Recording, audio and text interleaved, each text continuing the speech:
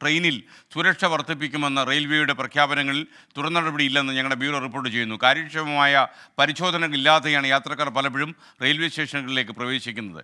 Elathur train തീവയ്പ്പിൻ്റെ 1-ാം വാർഷികത്തിൽ ഒരു TT കൊല്ലപ്പെടുമ്പോഴും സുരക്ഷിത train യാത്ര വാഗ്ദാനങ്ങളിൽ ഒതുങ്ങുന്നു.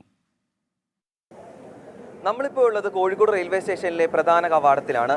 മദ്യപിച്ച ശേഷമോ സ്ഫോടക വസ്തുക്കളുമായോ പെട്രോളുമായോ ആർക്ക് വേണമെങ്കിലും പ്ലാറ്റ്ഫോമിനുള്ളിലേക്ക് കയറാം. യാതൊരു പരിശോധനകളുമില്ല. ആകെയുള്ളത് നോക്കുകുത്തിയായ മെറ്റൽ ഡിറ്റക്ടറുകൾ മാത്രം. മദ്യപാനിയായ യാത്രക്കാരൻ TTയെ തള്ളിയിട്ട് കൊലപ്പെടുത്തിയത് ട്രെയിൻ യാത്രക്കിടയിലെ ആക്രമണങ്ങളിൽ ഒടുവിലത്തെ സംഭവം. റിപ്പോർട്ട് ചെയ്യാതെ പോകുന്ന അതിക്രമങ്ങൾക്ക് കണക്കില്ല. റെയിൽവേ സ്റ്റേഷനുകളിൽ ആവശ്യത്തിന് പരിശോധനകളില്ലാത്തതാണ് പ്രധാന കാരണം. ട്രെയിനുകളിൽ CCTV, എല്ലാ സ്റ്റേഷനുകളിലും നിരീക്ഷണ ക്യാമറ, ശക്തമായ പോലീസ് നിരീക്ഷണം എന്നിവയും കടലാസിലൊതുങ്ങി.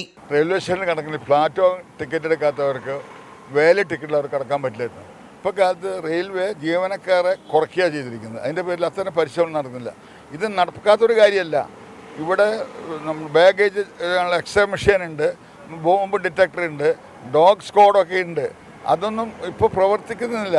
5 കമ്പാർട്ട്മെന്റിന് ഒരു TTയും സുരക്ഷയ്ക്ക് RPF ഉദ്യോഗസ്ഥനെയും ഉറപ്പാക്കണമെന്നാണ് ഉത്തരവ്.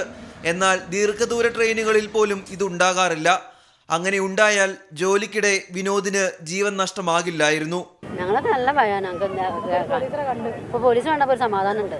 അടുപ്പിച്ച് യാത്ര ചെയ്യുന്ന ഒരു വ്യക്തിയാണ്. അങ്ങനെ വരുമ്പോൾ ട്രെയിനിൽ യാതൊരു സുരക്ഷിതത്വം നിലവിൽ ഇല്ല. കുറേ കാലങ്ങളായിട്ട് യാത്രാ സൗകര്യം അതും നമുക്ക് വലിയ പ്രതിസന്ധിയാണ്. ലാഭം കിട്ടണവരാണല്ലോ റെയിൽവേ, ഇഷ്ടം പോലെ കിട്ടുന്നുണ്ട് അവർ.